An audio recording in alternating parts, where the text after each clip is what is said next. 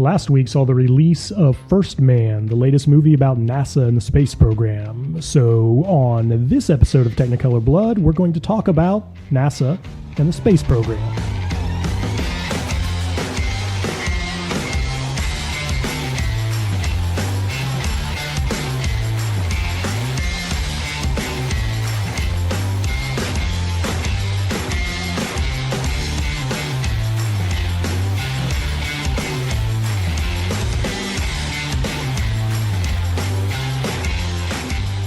Technicolor Blood, we are back. We are going to talk about space. I love space. It's the final frontier. Space Force hasn't even started yet, but we've already signed up. Oh yeah, I've got my t-shirt. Yep. And you filled out your online application. I did, yes. And you gave them all your personal information. Yes, I told them how many times I've been on a roller coaster without throwing up. All right, so we are going to start our NASA discussion with First Man. First Man starring Ryan Gosling and Claire Foy. Claire Foy is having a huge year. Directed by Damien Chazelle. Chazelle, that sounds right. I'll go with it, yeah. He directed Whiplash, which I enjoyed very much, and La La Land, which won Best Picture for about 10 seconds. And I have not seen that movie. So, Terrence, you saw First Man this last week. Why don't you sort of run it down for us a little bit? Well, since you started talking about the director, I'll just pick it up from there and say that this movie is directed magnificently. I mean, it really is just one of those films that puts you in the scenario that they're trying to show you. And I don't think I've seen any other film. And, you know, we're about to discuss several movies about NASA and the space program. And I don't think I've ever seen one that has so beautifully captured just the physical danger, the physical effort of being an astronaut in those early days of the space program. Like, these guys just get the crap beat out of them. And you really feel that sense in this film.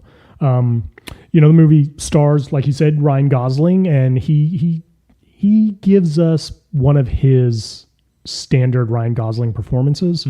It's fine. It's good, but you know, it's what he does best. It's that quiet guy who doesn't have a lot to say and spends a lot of the film with, I don't want to say a blank look on his face, but, you know, definitely keeping any expressions close to his vest. It's the role that he plays best, you could say. It's certainly the role he plays the most. It feels a little out of place because he's playing, you know, this American icon in the form of Neil Armstrong. And so you would, I don't know, maybe expect a little more emotion from that. You know, the role is definitely written to suggest that that's what the real guy was like. And, you know, he, despite the fame that came with being the first man to, you know, set foot on the moon, he was definitely not that kind of personality that the space program really wanted to market them and, you know, get more support from the American people. And so in that regard, Gosling knocks it out of the park. But really the star of the film is the direction. You know, so much of the effects were clearly done using models and clearly done in camera. Oh, wow. Yeah, there's a few moments that are standout CG moments, and they don't fit the look and feel of the rest of the film. But for the most part, everything else is, you know, just very organic feeling, a lot of like gritty, you know, you're there kind of stuff. And in that regard, it's a great film. You know, it's worth seeing for that. So let me ask you this, knowing going into it that there was this sort of fake outrage about the whole not showing them plant the flag on the moon. And again, I haven't seen it. Would you have even noticed it if you didn't know about that? Not at all. Okay, not even a little bit. Didn't affect anything in the movie at all. No. There's the time they spend on the moon is very brief, and it culminates in a really impactful emotional character moment.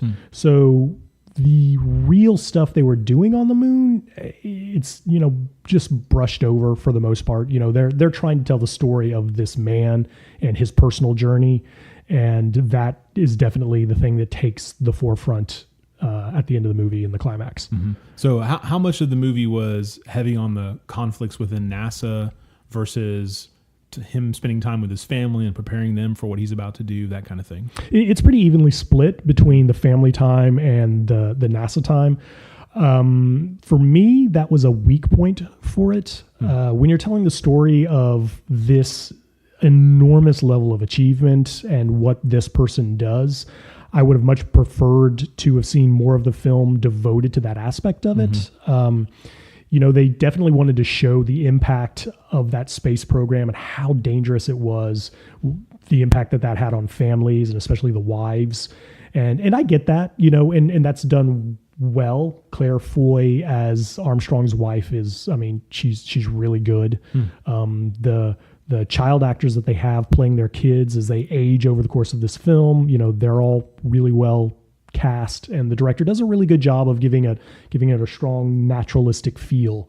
But just for me personally, I would have been more interested in the drama and the conflict and just the stress that all these guys at NASA were under to deliver this unbelievable goal that had been requested of them. Yeah, I think being now that it's 2018 and the space program is obviously sort of taken a back seat in recent years, but we're used to having that in our consciousness. People forget that when this was starting up, it was absolutely insane what they were asked to do.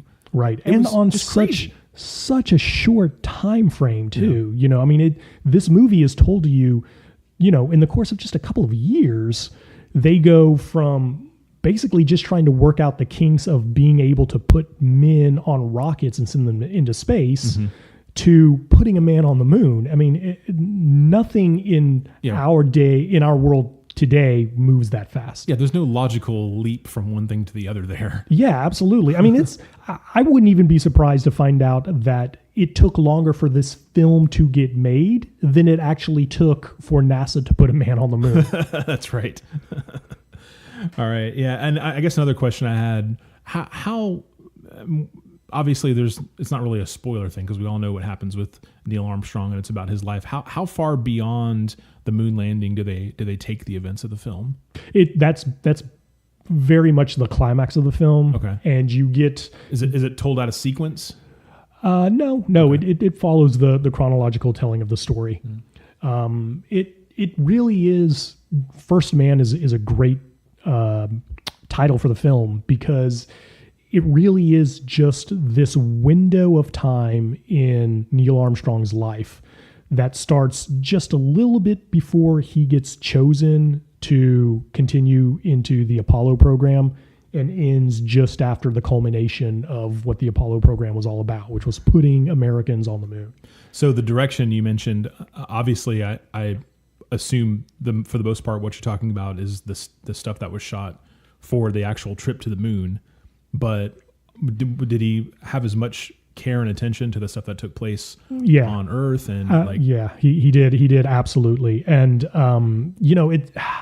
it feels kind of like an old-fashioned film style.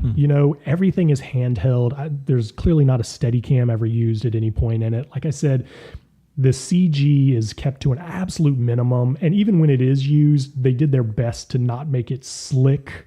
Everything feels filmic, like there's a grain to everything. The lighting is very kind of old school movie lighting. I like that. Yeah. And they do an excellent job of capturing the era. It's a very...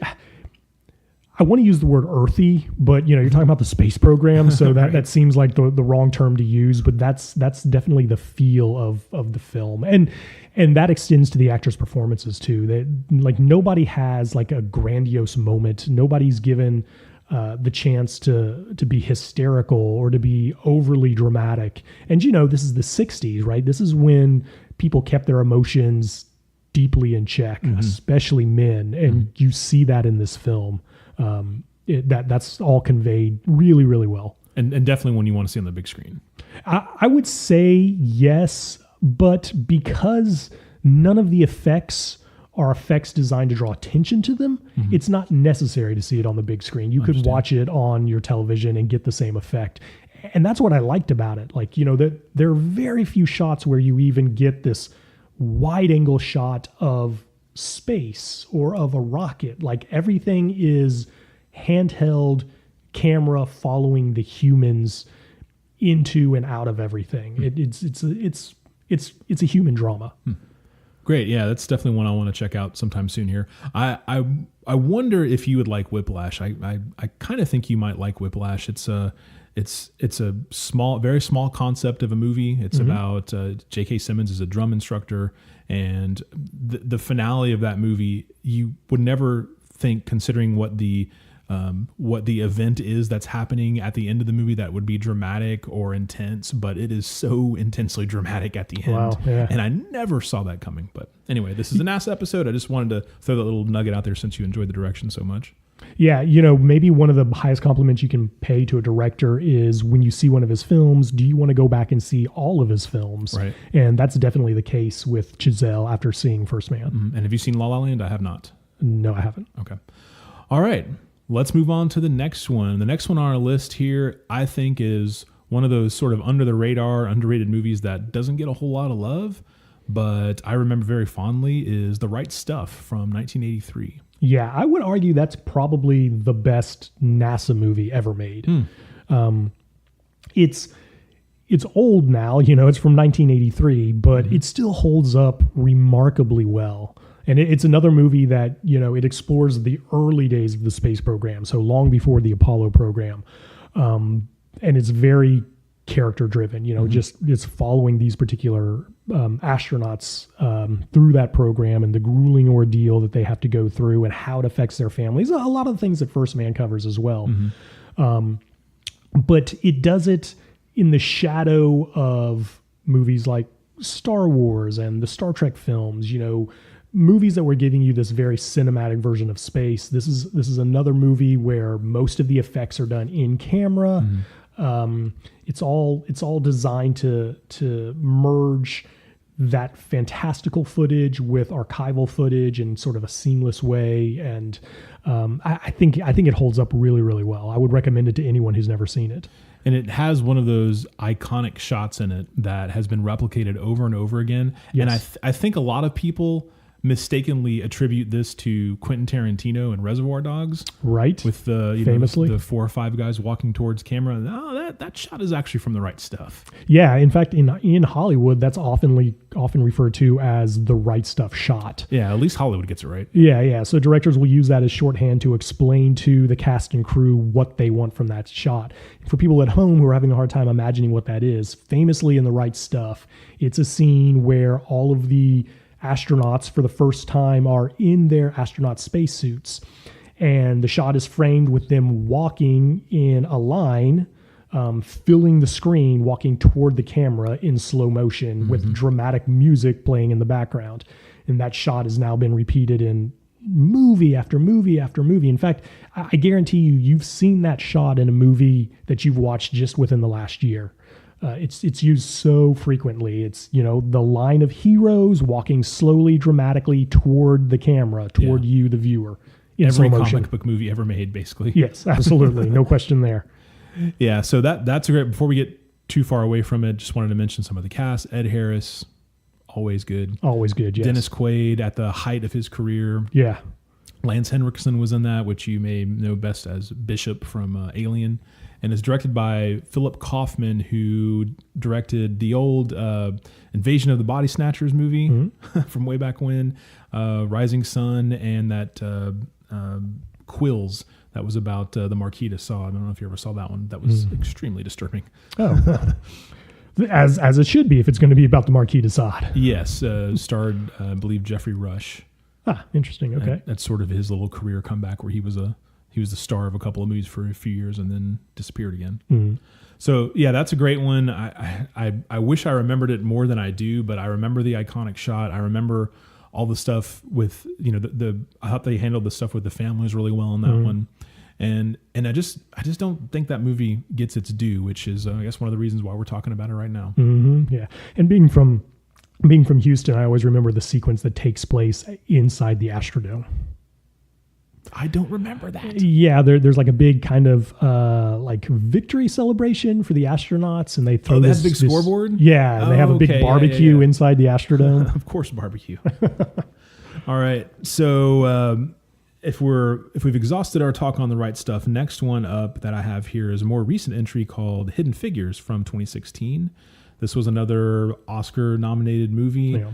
Starred Taraji Henson, Octavia Spencer, Kevin Costner. It was directed by Theodore Melfi, whose only credit that I recognized was a movie called St. Vincent, which is like a little indie thing with Bill Murray, which I never saw. Oh, right. I do. I remember that movie. Yeah. I really enjoyed Hidden Figures. Yeah, it was good. Yeah, it was a great small movie, about this interesting time in history at an interesting place in history, and just the cast really, really elevated the material to make it the best it could be. Yeah, the acting was really good in that one. It deals with the African American women that supported NASA with they were just getting going with all the big computers and the huge printouts. Back when a computer took up an entire floor of a building, right? And it sort of tracks their careers as they go along from that. And Kevin Costner stars as, I guess, the sort of the boss man who's having to, he was having to sort of walk the minefield of some of the obvious racism that was going on at that time, right, and not wanting to give those women a shot. Jim Parsons from The Big Bang Theory is in it, from Houston. And it was a really enjoyable movie. I thought it had a really solid screenplay. Yeah. And it didn't get a lot of due.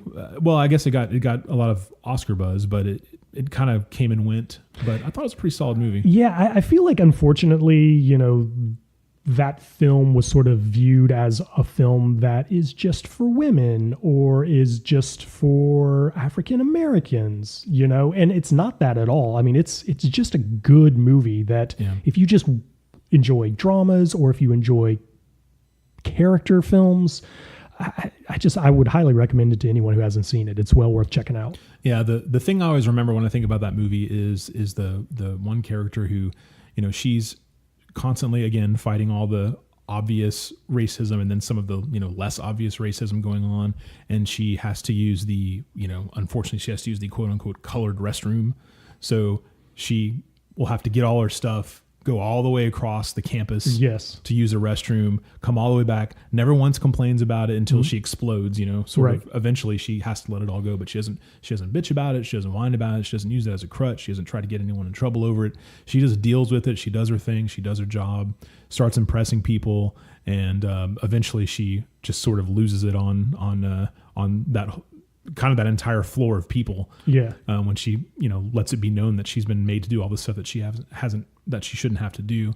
And that was just a real powerful moment in that movie. It's probably the singular thing I think about when I think about that movie. Yeah. I like that scene a lot too, because, when she finally loses it, it's not in response to having to do all that stuff. It's actually in response to the fact that these white men that she works with are just oblivious to it. Like, they don't even know that she's having to do all this stuff. And they're just sitting there like dumbfounded that this is even going on. And you're just, and she's working circles around them. Yeah, absolutely. Despite all those limitations. Right. Yeah, no question. Yeah.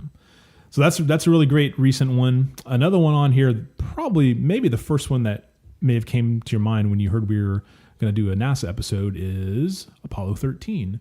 Apollo 13, directed by Ron Howard. It has the distinction for being one of two Ron Howard movies that I actually like, the other one being Willow.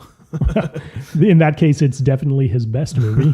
It stars Tom Hanks, Kevin Bacon, the late, great, sorely missed Bill Paxton, and Gary Sinise, and of course Ed Harris shows up yet again in this one. Yeah, man, if you're gonna make a NASA movie, you should always find room for Ed Harris. Yeah, this one I thought was really well done. The perfect sort of project for Ron Howard. He absolutely knocked it out of the park. It's helped continue to make that line, "Houston, we have a problem," even more infamous. Right. After it had a break for several years. Yeah. It's never going away now. No. You hear it constantly, especially in the sports world. Oh my God. Anyway. But yeah, Apollo 13 is a great one. I got to say, of all these, my favorite of them all is probably Apollo 13, but closely followed by The Right Stuff. I need to sit and watch them all again and get a better idea. But I definitely want to check out First Man as well. But Any other thoughts on Apollo 13? So Apollo 13 has one of those singular distinctions in that it's super historically accurate. You know, most movies, for example, Hidden Figures, even though that's based on real people and historical events, they've sort of taken events that transpired over like 15 years and squeezed them down to like one point in time. With Apollo 13, there's a great documentary about Apollo 13. And if you watch that documentary and that film close to each other, you realize how much the documentary influenced the filmmakers. There's entire lines of dialogue in the film that are spoken by the people that are actually being depicted in the film in the documentary, right? So they're telling you the story and they're saying, you know, and then so-and-so said this, or I said that. And then that actual line for line is used as dialogue in the film. That's how accurate it is. And so, you know, it's already an entertaining movie. It's a dramatic movie. It's great to watch. It's really, really well executed. And then on top of that, you're watching something that this is how it actually happened. And that's so rare in Hollywood that I really respect this film for that reason. Sure. And it's more of an ensemble cast, but I do think it's one of Tom Hanks's better performances. Yeah. And it's also definitely one of Ed Harris's best performances. Yeah. You know, I mean, he's just so memorable as the flight controller. So he's down in the control room on Earth, and when everything goes wrong out in space, you know, he's the guy in charge, and, you know, he's the guy who, you know, utters the famous line, "We've never lost a man, and we're not going to do it on my watch." Yeah. Yeah.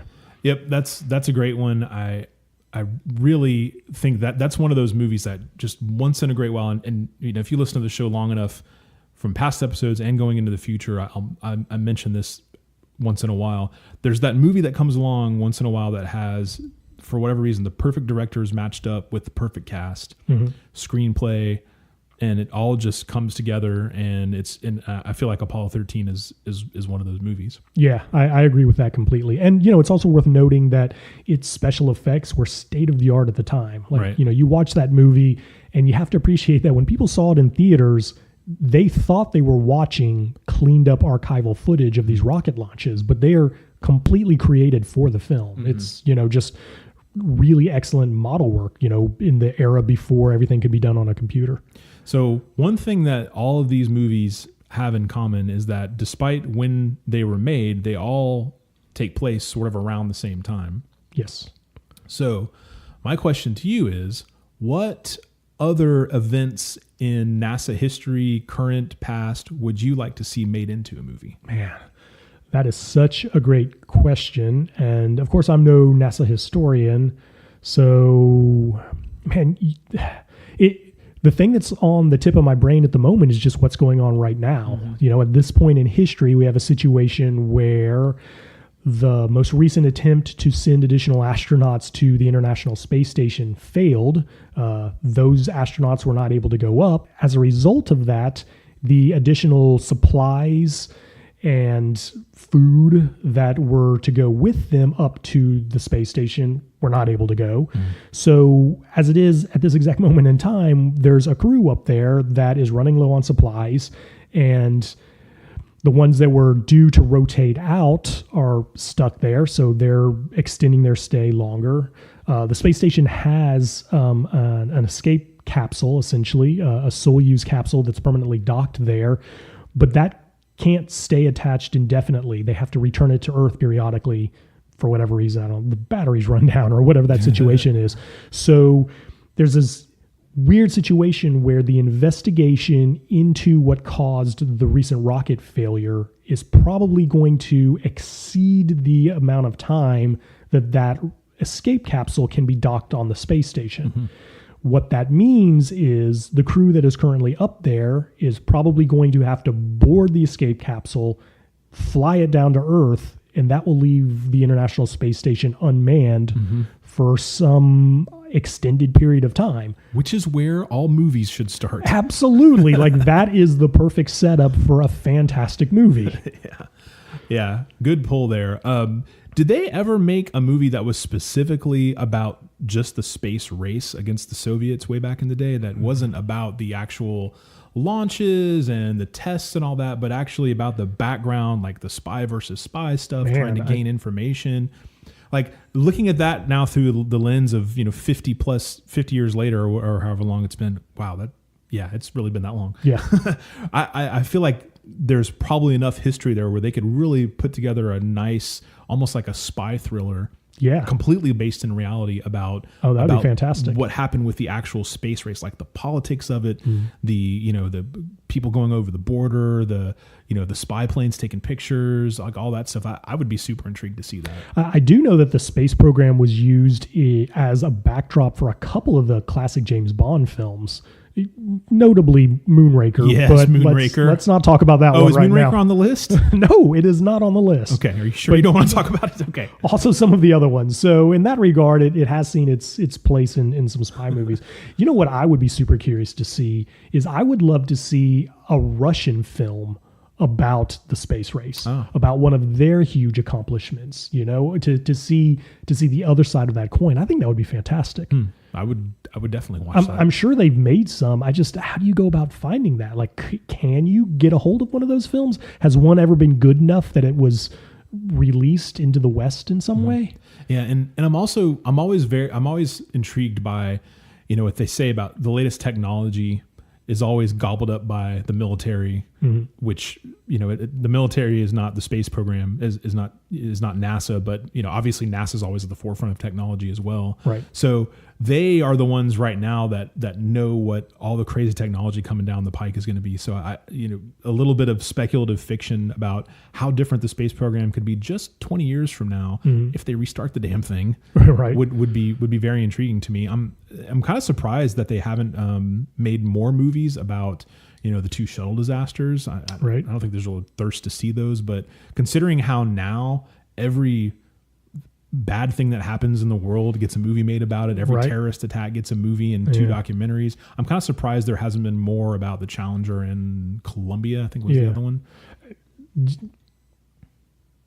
That's such a great point. I've never really thought about that, but you're right. That's prime topic for a drama. Yeah, and I'm sure they've been made, but they weren't notable if they were, Yeah, if they were, I can't think of one. Certainly not the Columbia one. No. But because with the Challenger, you had the intrigue about, you had the teacher going up there, and you had the fact that millions and millions of kids in classrooms watch that happen live right before their eyes. I was actually homesick that day, so I was watching The Price is Right, which cut to the explosion, straight cut to the explosion. And I was obviously a little kid. And at the time I was obsessed with how we were going to get blown up by the Russians in a nuclear war. So, I was too dumb to realize that wasn't a mushroom cloud, but that was my first thought when I saw it.